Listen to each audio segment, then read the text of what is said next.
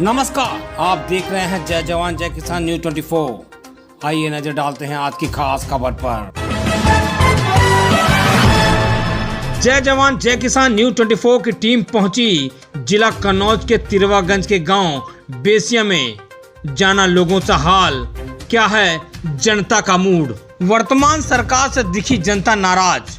आवारा पशु और बेरोजगारी से परेशान है जनता।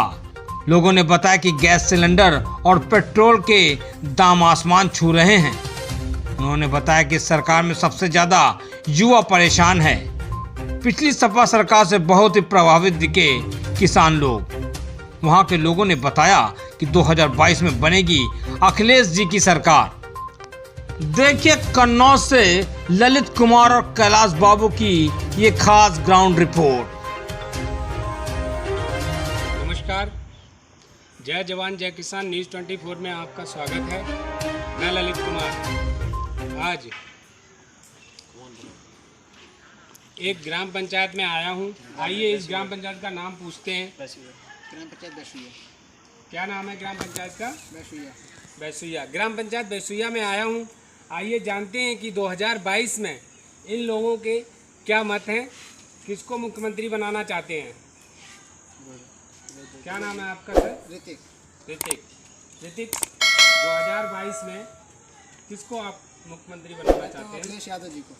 क्यों? बाबा जी में क्या प्रॉब्लम है? उसमें काफ़ी प्रॉब्लम है। उन्होंने इस सरकार में कोई काम भी नहीं किया है। बेरोजगार और जो गरीब है ये काफ़ी मर रहा है लोग। और इसमें काफ़ी क्राइम भी हो रहे हैं। डीजल पेट्रोल के दाम काफ़ी बढ़ा भी दिए हैं। इससे जनता को लगता है 2022 में 22 की लानी चाहिए। जी। अच्छा, मुख्यमंत्री योगी आदित्यनाथ जी कह रहे हैं कि हमने क्राइम मुक्त उत्तर प्रदेश कर दिया है। अरे ये तो बाबा है तो कुछ भी कह सकते हैं। अभी अखिलेश जी ने कहा था कि क्राइम ये होना कुछ गलत काम है, लेकिन हम कहते हैं 2022 में अखिलेश ही आए। अखिलेश में ऐसी क्या खूबी है? अखिलेश ने ये एक्सप्रेस वे बनवा दिया। इसमें आप काफ़ी लोग चलते हैं, इसी से लोगों को लाभ भी हुआ है। 2022 में अखिलेश ही आना चाहिए। अच्छा, सिर्फ एक्सप्रेस वे बनाने के लिए अखिलेश को लाना चाहते हैं? एक्सप्रेस वे में अखिलेश जी ने ऐसे ऐसे काम किए हैं। अगर सरकार आती तो ये मंडी भी हमारी जो खटिया मंडी जो नहीं बनी है वो भी बन जाती है। और योगी सरकार ने कुछ काम भी नहीं किया है। सरकार अभी आने में है तो उन्हें थोड़ा बहुत काम भी हो रहा है। अगर सरकार आएगी तो चालू हो जाएगी मंडी।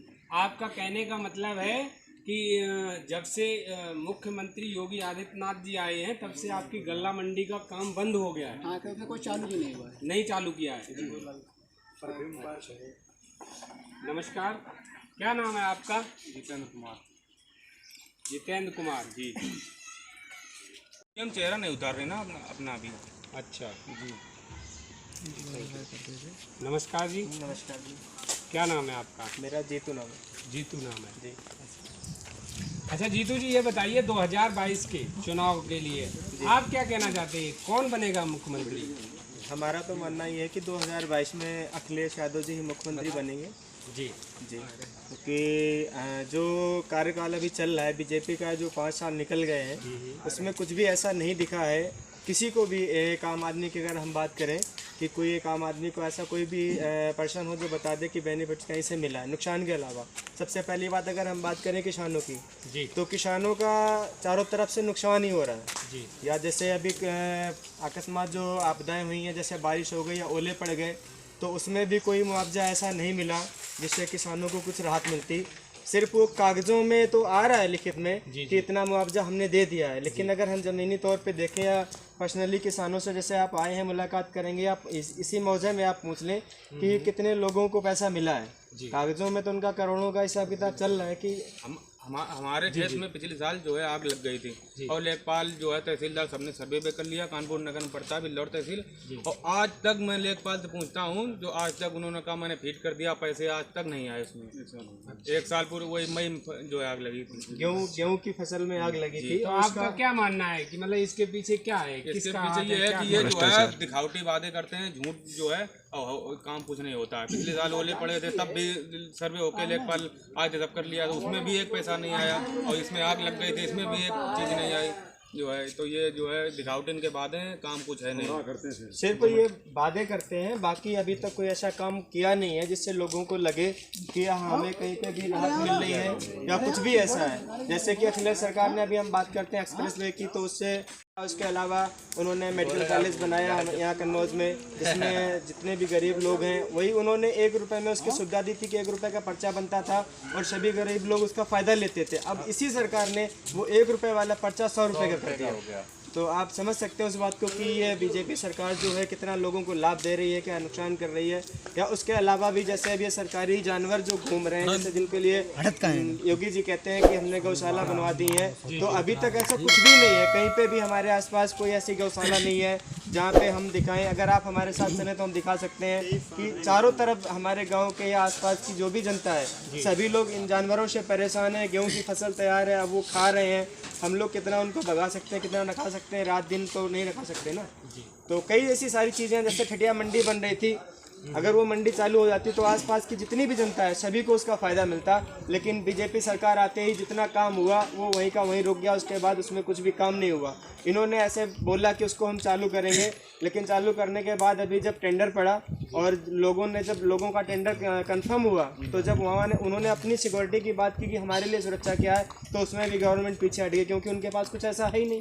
सिर्फ वो कागज़ों में और बातों में उनके पास तो काम है, लेकिन अगर ज़मीनी स्तर पे हम देखें तो जीरो है हर तरीके से। इनके पास सिर्फ एक काम है कि हिंदू मुस्लिम लड़ाओ, सत्ता पाओ। तो डिमांड तो हमारे अनाज की भी है। हम गेहूँ करते हैं, आलू करते हैं, मक्का करते हैं, उसकी भी तो खपत है। उसका रेट क्यों नहीं बढ़ रहा है? अगर पेट्रोल 50 रुपये से 100 रुपये में पहुँच सकता है एक साल में, तो गेहूँ तो 1500 से 2000 में हो सकता है, 2500 में हो सकता है ना। जी। उसकी भी तो रेगुलर डिमांड है, रेगुलर ज़रूरत है। आपका कहने का मतलब है अगर सरकार अपनी चीज़ों के दाम बढ़ा रही है तो आपके अनाज के भी दाम बढ़ने बिल्कुल सर। अच्छा बताओ, किसान आदमी जो कर रहा है एक, वो किसके लिए? अब गवर्नमेंट के अंडर में है। गवर्नमेंट अगर किसान की नहीं सुनेगा, अगर उसके लिए कुछ नहीं करेगा, तो हम लोग कहाँ जाएंगे?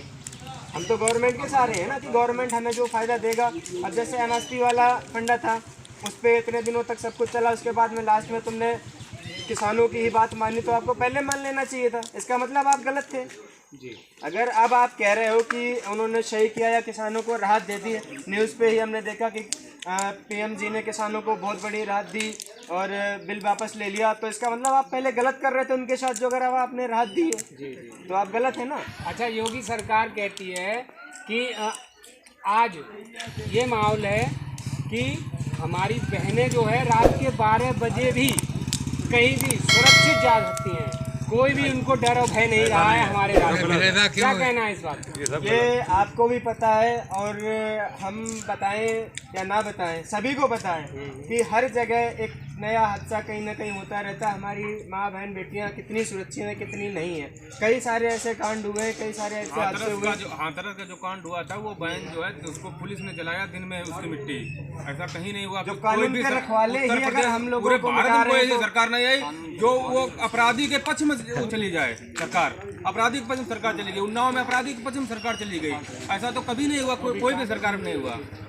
कानपुर में जो है वो डाली कुशवाहा को उसमें फेंक दिया, वो जो जिसने बलात्कार किया वो खुद। सच्चाई से अगर वाकिफ कराया जाए तो वास्तविक बीजेपी को नहीं आना चाहिए, कभी भी नहीं आना चाहिए। मेरा तो मानना ये है, क्योंकि इन्होंने अभी तक कोई भी ऐसा काम नहीं किया है जिससे एक भी बहन बेटी या कोई किसान या बेरोजगार आदमी ये कह दे कि हाँ बीजेपी सरकार ठीक है। इनसे अगर कोई खुश है तो सिर्फ और सिर्फ खुश हैं वो जो बड़े से बड़े लोग हैं, पूंजीपति लोग हैं, क्योंकि उनका तो काम चल ही रहा है। अब जैसे कि हम बात करें, BSNL इन्होंने बंद कर दिया। BSNL बंद हुआ किस लिए? जियो की वजह से बंद हुआ। जियो का रिचार्ज जो आज होता था 199 रुपये का या 125 रुपये का, सारे रिचार्ज बंद हो गए। BSNL के बंद होते ही सारी कंपनियां कहां से कहां पहुंच गई। आज 3 महीने का रिचार्ज जो 599 रुपये का था, आज वो 719 रुपये का हो गया, 120 रुपये फिर से बढ़ा दिए। तो आप हमें ये बताएं कि एक भी ऐसा मुद्दा आप बता दें कि बीजेपी सरकार कोई अच्छा काम कर रही है। जैसे कि आपने हमसे पूछा कि आप हमें बता दें कि अखिलेश की तो सारी अच्छाइयाँ हैं, लेकिन बीजेपी का एक काम कोई भी हमें ऐसा बता दे कि बीजेपी ने ये काम अच्छा किया जिसकी वजह से बीजेपी दोबारा आनी चाहिए।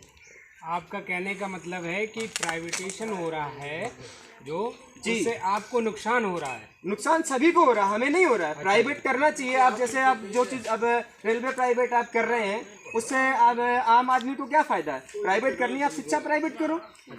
सरकारी टीचर हैं 60-60, 70-70, 80-80 हज़ार रुपये ले रहे हैं, किस बच्चे को पढ़ाते हैं? सरकारी स्कूलों में कौन सा बच्चा पढ़ करके डीएम एसडीएम बन गया? आप हमें बताओ, हम प्राइवेट स्कूलों में बच्चों को पढ़ा रहे हैं, अगर हमें अच्छी एजुकेशन देनी तो हमारे आगे मजबूरी है। हम लाखों रुपए फीस दे रहे हैं सालों की।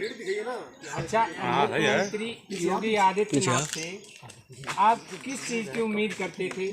क्या चाहिए था उनसे आपको, और किस वजह से आप वोट नहीं दे रहे हैं? मतलब क्या चाहिए था, क्या आपको चाहिए था योगी आदित्यनाथ से? क्या करना चाहिए था? सिर्फ हम ही को नहीं चाहिए था, पूरे उत्तर प्रदेश को एक ही उम्मीद थी, क्योंकि हर कोई चाहता है बदलाव होना। नमस्कार। नमस्कार। क्या नाम है आपका? गोरे। गोरे जी। गोरे जी, ये बताइए क्या काम करते हैं आप? खेती बाड़ी काम। खेती बाड़ी का काम करते हैं? किसान हैं? जी।